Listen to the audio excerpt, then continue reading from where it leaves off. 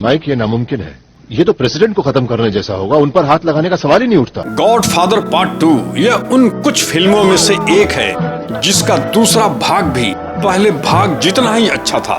6 बार Oscar जीतने वाला 3.5 घंटे का गैंगस्टर महाकाव्य गॉडफादर के इस दूसरे पार्ट में मारधाड़ नहीं, यह फिल्म पहाड़ है। जो अब तक माफिया पर आधारित किसी फिल्म ने इस तरह की कहानी, भूमिका और निर्देशन को पार नहीं किया। मैं पता लगाकर रहूंगा आखिर यहाँ हुआ क्या। ये कमेटी बर्खास्त की जाती है। ये सेनेटर, इस कमेटी को माफी मांगनी चाहिए। गॉडफादर अपने समय से बहुत आगे की फिल्म बन गई थी। माफियाओं के चाल चलन, उनकी नीतियां, सरंगना, आपराधिक मानसिकता की इतनी विस्तृत वर्णन किसी फिल्म में नहीं। माफिया पर आधारित इतनी जीवंत भाव अब तक नहीं बनाया जा सका है। तुम जीत चुके हो, तुम सबका सफाया कर देना चाहते हो। सिर्फ मेरे दुश्मनों को और किसी को नहीं। गॉडफादर पार्ट 2 में गॉडफादर विटो कॉर्लियोने के फ्लैशबैक और इनके छोटे बेटे माइकल कॉर्लियोने की कहानी साथ चलती है। फिल्म 1901 में विटो कॉर्लियोन सिसिली में युवा विटो के पिता के अंतिम संस्कार के जुलूस से शुरू होती है, जिन्हें स्थानीय माफिया सरदार डॉन सिसियो ने अपमान के कारण मार डाला था। जुलूस के दौरान विटो के बड़े भाई को गोली मारकर हत्या कर दी जाती है, क्योंकि उसने अपने पिता का बदला लेने की कसम खाई थी।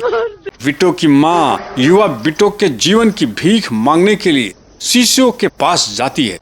जब वह मना कर देता है, इसे बड़ा तो होने दो, फिर देखना ये बदला लेने आएगा। आपसे भीख मांगती हूँ डॉन, मेरे इकलौते बेटे को छोड़ दो। मैं कसम खाकर कहती हूँ ये आपको कभी कुछ नहीं करेगा। नहीं तो वह विटो को भागने की अनुमति देने के लिए खुद को बलिदान कर देती है। भाग जाओ विटो, विटो! देखो भागने न पाए। वे उसे खोजने के लिए शहर में छानबीन करते हैं और सो रहे शहर वासियों को लड़के को शरण देने के खिलाफ चेतावनी भी देते हैं। शहर के कुछ लोगों की मदद से विटो जहाज से एलिस द्वीप पहुंचता है, जहां एक इमिग्रेशन एजेंट विटो के गृह नगर को कॉर्लियोने को उसका नाम गलत सुनकर उसे विटो कॉर्लियोन के रूप में पंजीकृत कर देता है। तुम्हारा नाम क्या है, बताओ बेटा। वीटो एंडोलिनी कॉर्लियोने से। कॉर्लियोने, वीटो कॉर्लियोने। इस शुरुआत से और धीरे धीरे होने वाली घटनाओं से हम देखते हैं कि विटो के बुरे शुरुआती अनुभवों ने उसके परिवार की भावना को बढ़ाया है और बदला लेने की आवश्यकता का उसका अनुभव विटो के बेटे को भी मिला। युवा विटो कॉर्लियोने जब वयस्क होता है तो अपने माता और पिता की मौत का बदला लेना नहीं भूलता। सिसिली जाकर माफिया सरदार डॉन सिसियो की हत्या कर देता है। हत्या करने के तरीके आम फिल्मों की तरह नहीं है। यह सीन दर्शकों के दिमाग में बैठा देने वाला सीन है। ऐसे कई शॉट इस फिल्म की विशेषता रखे हुए। युवा विटो का जीवन वयस्क डॉन कॉर्लियोने के निर्माण को समझाने में मदद करता है। जब उसका अनियोजित उत्तराधिकारी माइकल, उसका सबसे छोटा बच्चा, रूपांतरित होता है, जो पहले पार्ट में आप देख चुके हैं, तो हम वापस इस बात पर आते हैं कि क्यों, जब उसकी सच्ची इच्छा कॉर्लियोने परिवार को पूरी तरह से वैध बनाना है, तो उसे लगता है कि इस खेल में उसके पुराने नियमों के अनुसार खेलना चाहिए। माइकल कॉर्लियोने की पत्नी नहीं चाहती कि यह खेल शुरू रहे। माइकल के लिए बेटा पैदा करे जो एबॉर्शन के जरिए उसमें खत्म कर देती है। माइकल, शायद ठीक से सुना नहीं तुमने। उसकी पत्नी कहती है, तुमने एक बार मुझसे कहा था 5 साल में कॉर्लियोन परिवार पूरी तरह से वैध हो जाएगा। यह 7 साल पहले की बात है और दोनों इस तरह अलग हो जाते हैं। मैं जानती हूँ हमारे बीच सब खत्म हो चुका है, क्योंकि ये बिल्कुल नामुमकिन होगा। हमारे पास 2 बहुत ही वास्तविक कथाएं, 2 बेहतरीन मुख्य भूमिकाएं और स्थायी छवियां हैं। यहाँ तक कि 2 बुजुर्ग डॉन के बीच एक समानता भी है। बदला लिया जाना चाहिए। डायरेक्टर कपोला और राइटर पूजो के तरीके की प्रशंसा करता हूँ, जिस तरह से माइकल के साथ उनकी कहानी को लेकर बढ़ाते हैं। जब वो मियामी के बॉस हाइमन रोथ और फ्लोरिडा से हमारे पुराने और सहयोगी मिस्टर हाइमन रोथ, उसके बड़े भाई फ्रेडो और पिछली फिल्म में सनी की मौत से जुड़े नाजुक विचार विमर्श को महसूस करता है। इस संवाद से आपको यह पता चलेगा, जब 2 माफिया डॉन मिलते हैं तो कैसे एक कोल्ड वॉर के तहत डराते हैं। किसी ने उसकी आंख में गोली मार दी। जब मैंने सुना मुझे गुस्सा नहीं आया, उसकी लाश देखी तो अनदेखा कर दिया। मैंने नहीं पूछा किसने ऑर्डर दिया था, क्योंकि इसका धंधे से कोई भी ताल्लुक नहीं था। अनुबंध भी रखते हैं, बिजनेस भी करते हैं, अपनी धमक को भी बयां करते हैं, जो दिल में है वह नहीं बताते और अंजाम देते हैं। हाइमन रॉथ बताता है कि उसके खिलाफ कौन है और क्यों है। माइकल सीधे कई प्रमुख खिलाड़ियों का गुनाह करते हुए कई स्पष्टीकरण देता है। उन सभी को या लगभग सभी को गुमराह करता है। किसी जुर्म के लिए ना तो मेरी गिरफ्तारी हुई, ना तो कोई मुकदमा चला, और ऐसा कोई सबूत नहीं जिससे मेरा नाम जुर्म से जुड़ा हो। यह आंखों पर पट्टी बांधे शतरंज के खेल की तरह है। उस चालों को देखे बिना ही कल्पना करनी होती है। कपोला ने माइकल को एक बड़े बोझ के नीचे टूटते हुए दिखाया है।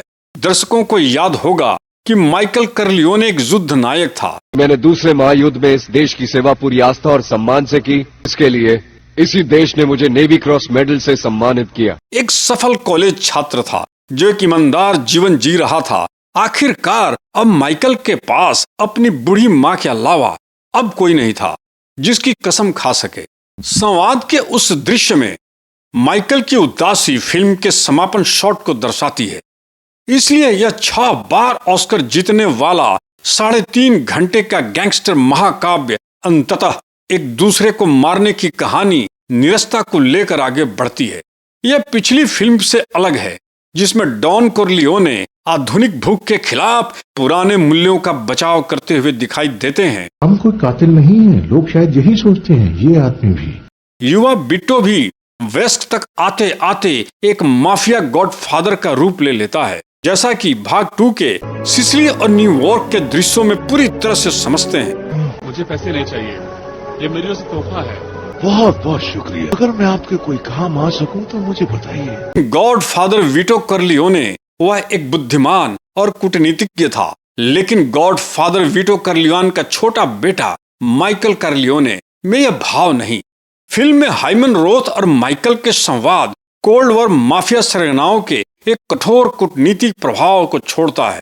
मर्डर सारे व्यक्तिगत होते हैं जिसका इस संदर्भ से कोई मूल्य नहीं, जैसा कि किरदार हाइमन रोथ कहता है। लेकिन इस खेल में माफिया सरंगनाओं के अहम जमीन को तैयार और तय करने वाला हाइमन रोथ भी अंततः मारा जाता है। माइकल करलियोने अपने प्रतिद्वंदियों को सफाई करने में अपनी दृढ़ता को अटल रखता है। फिल्म की विशेषता यह है कि आउटडोर लोकेशन हो या इंडोर लोकेशन कहानी को बांधे रखती है। इसके माफिया परिवेश को और निर्देशन सहित कहानी को और बल देता है। दर्शक अंत तक बने रहते हैं। परिवार को लेकर चलने वाला माइकल कोरलियोने अपने बड़े भाई फ्रेडो को भी अंत में नहीं बख्शता और यही कहानी खत्म होती है। एक सीन का वर्णन मैं यहाँ करता चलूं कि जब विटो कोरलियोने एलिस द्वीप पर पहुंचे तो उन्हें एक गोलाकार एक्स ऐतिहासिक रूप से एक्स मानसिक बीमारी का संकेत था।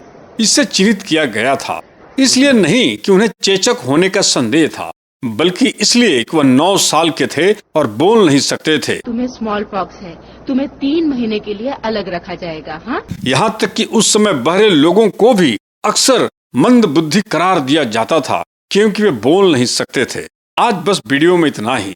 अगर यह वीडियो अच्छा लगा हो तो इसको सब्सक्राइब करें, लाइक करें, शेयर करना ना भूलें। धन्यवाद। मैं जानता हूँ वो तुम ही थे फ्रेडो, तुम ही हो वो गद्दार।